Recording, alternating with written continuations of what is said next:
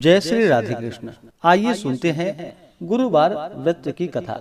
जो भी भक्त सच्ची श्रद्धा के साथ नियम और निष्ठा के साथ गुरुवार के दिन गुरुवार का व्रत रखते हैं, इस दिन भगवान बृहस्पति देव का पूजन करते हैं, कथा श्रवण करते हैं, भगवान बृहस्पति देव जी की आरती करते हैं।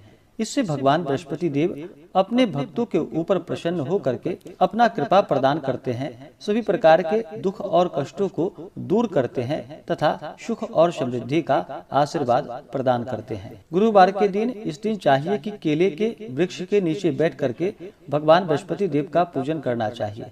गुरुवार के दिन भगवान बृहस्पति देव का वास जो कि केले के वृक्ष में माना गया है। गुरुवार के दिन चाहिए कि इस दिन सुबह उठ करके नित्य क्रियाओं से निवृत्त हो करके स्नान करके शुद्ध वस्त्र धारण करके केले के वृक्ष के चारों तरफ अच्छे से साफ सफाई करके वहाँ पे एक आसन लगा करके भगवान बृहस्पति देव का केले के वृक्ष में पूजन करना चाहिए।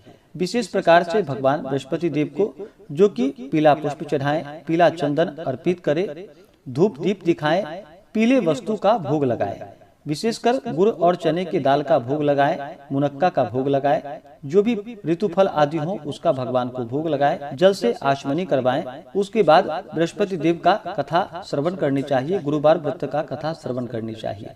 इससे भगवान बृहस्पति देव अपने भक्तों के ऊपर अति प्रसन्न होते हैं और अपना कृपा प्रदान करते हैं। तो आइए सुनते हैं गुरुवार व्रत की कथा। तो बोलिए प्रेम से भगवान बृहस्पति देव की जय, भगवान विष्णु की जय, माता लक्ष्मी की जय। प्राचीन काल में एक बहुत ही निर्धन ब्राह्मण थे।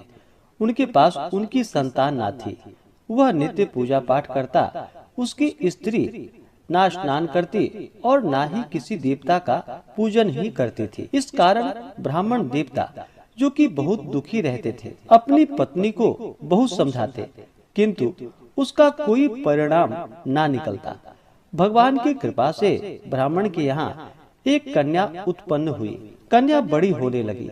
प्रातः स्नान करके वह भगवान विष्णु का पूजन करती, जप करती, बृहस्पतिवार का व्रत भी करने लगी। पूजा पाठ समाप्त कर पाठशाला जाती तो अपनी मुट्ठी में जौ भरकर ले जाती और पाठशाला के मार्ग में डालती हुई जाती थी। लौटते समय वही जौ जो कि स्वर्ण के हो जाते थे और फिर उसको बीन कर अपने घर ले आती थी। एक दिन वह बालिका सूप में उन सोने के जौ को फटक कर साफ कर रही थी कि तभी उसकी माँ ने देख लिया और कहा कि हे बेटी, सोने के जौ को फटकने के लिए सोने का सूप भी तो चाहिए। दूसरा दिन गुरुवार का दिन था। कन्या ने व्रत रखा और भगवान बृहस्पति देव से सोने का सूप देने की उनसे प्रार्थना करने लगी और कहा कि हे प्रभु, यदि सच्चे मन से मैंने आपकी पूजा की हो तो मुझे सोने का सूप दे दो। बृहस्पति देव ने उसकी प्रार्थना को स्वीकार कर ली। रोजाना की तरह वह कन्या जौ फैलाती हुई पाठशाला चली गई। पाठशाला से लौटकर जब वह जौ बीन रही थी तो बृहस्पति देव जी की कृपा से उसे सोने का सूप मिला। उसे वह अपने घर ले आई और उससे जौ को फटककर साफ करने लगी, परंतु उसकी माँ का फिर से वही उसका रंग और ढंग रहा। एक दिन की बात है। कन्या सोने के सूप में जब जौ को साफ कर रही थी, उस समय उस नगर का राजकुमार वहां से निकल रहा था। कन्या के रूप और कार्य को देखकर वह उस पर मोहित हो गया। राजमहल आकर वह भोजन तथा जल का त्याग करके उदास होकर लेट गया। राजा को जब राजकुमार द्वारा अन्न और जल त्यागने का समाचार प्राप्त हुआ तो अपने मंत्रियों के साथ वह अपने पुत्र के पास गया और पूछा कि हे बेटा, तुम्हें किसी बात का कोई कष्ट है क्या? किसी ने तुम्हारा अपमान किया है अथवा कोई और कारण है? मुझे बतलाओ, वही कार्य मैं करूंगा जिससे तुम्हें प्रसन्नता की प्राप्ति हो सके। अपने पिता की बातें सुनकर राजकुमार बोला कि हे पिताजी, मुझे किसी बात का कोई दुख नहीं, कोई कष्ट नहीं। किसी ने मेरा अपमान भी नहीं किया है, परंतु मैं उस लड़की के साथ विवाह करना चाहता हूँ जो सोने के सूप में जौ को साफ कर रही थी। राजकुमार ने राजा को उस लड़की के घर का पता भी बतला दिया। मंत्री राजा के कहने पर उस लड़की के घर गया मंत्री ने ब्राह्मण के समक्ष राजा की ओर से निवेदन किया। कुछ ही दिनों के बाद ब्राह्मण की कन्या का विवाह राजकुमार के साथ संपन्न हो गया। कन्या के घर से जाते ही ब्राह्मण के घर में पहले की भांति गरीबी का निवास हो गया। एक दिन दुखी होकर ब्राह्मण अपनी पुत्री से मिलने गए। बेटी ने पिता की अवस्था को देखा और अपनी माँ का हाल पूछा। ब्राह्मण ने सभी हाल कह सुनाया। कन्या ने बहुत सा धन देकर अपने पिता को विदा कर दिया, लेकिन कुछ ही दिनों के बाद फिर से वही हाल हो गया। ब्राह्मण फिर अपनी कन्या के यहाँ गया और सभी हाल कहा तो पुत्री बोली कि हे पिताजी, आप माताजी को यहाँ लिवा लाओ, मैं उन्हें यह व्रत की विधि बतला दूंगी जिससे कि गरीबी दूर हो जाती है। ब्राह्मण देवता अपनी स्त्री को साथ लेकर के अपनी पुत्री के पास राजमहल पहुँचे तो पुत्री अपनी माँ को समझाने लगी कि हे माँ, तुम प्रातः काल स्नान आदि करके विष्णु भगवान का पूजन करो और बृहस्पतिवार का व्रत करो तो सब दरिद्रताएं दूर हो जाएंगी। परंतु उसकी माँ ने उसकी एक भी बात नहीं मानी। वह प्रातः काल उठकर अपनी पुत्री के बच्चों का जूठन को खा लेती थी। एक दिन उसकी पुत्री को बहुत गुस्सा आया।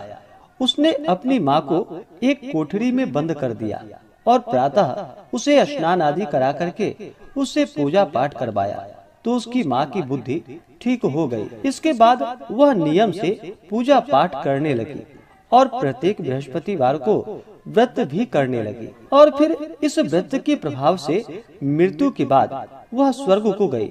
वह ब्राह्मण भी सुख पूर्वक इस लोक का सुख भोग कर अंत में स्वर्ग को प्राप्त हुआ। तो बोलिए प्रेम से भगवान बृहस्पति देव की जय, माता लक्ष्मी की जय, भगवान विष्णु की जय।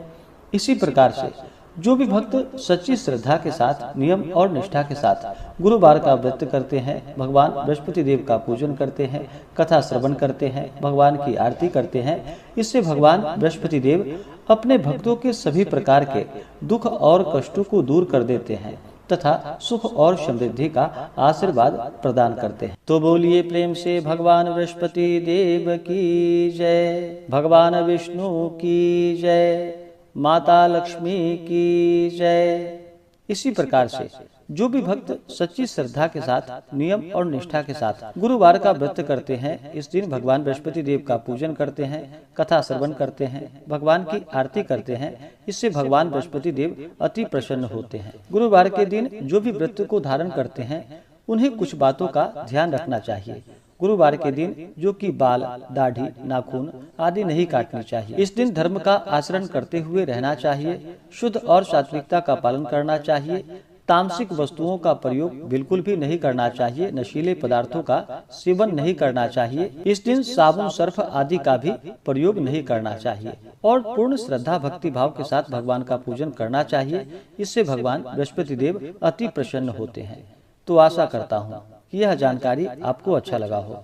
ऐसे ही ज्ञानवर्धक जानकारियाँ प्राप्त करने के लिए हमारे इस चैनल पे अगर आप नए हैं तो चैनल को लाल बटन दबा करके सब्सक्राइब करें, साथ में बेल आइकन घंटी को दबाएं ताकि मेरे वीडियो का नोटिफिकेशन आपको समय से मिलता रहे। वीडियो को लाइक करें, शेयर करें। सुखी रहें और स्वस्थ रहें। जय श्री राधे कृष्ण। धन्यवाद।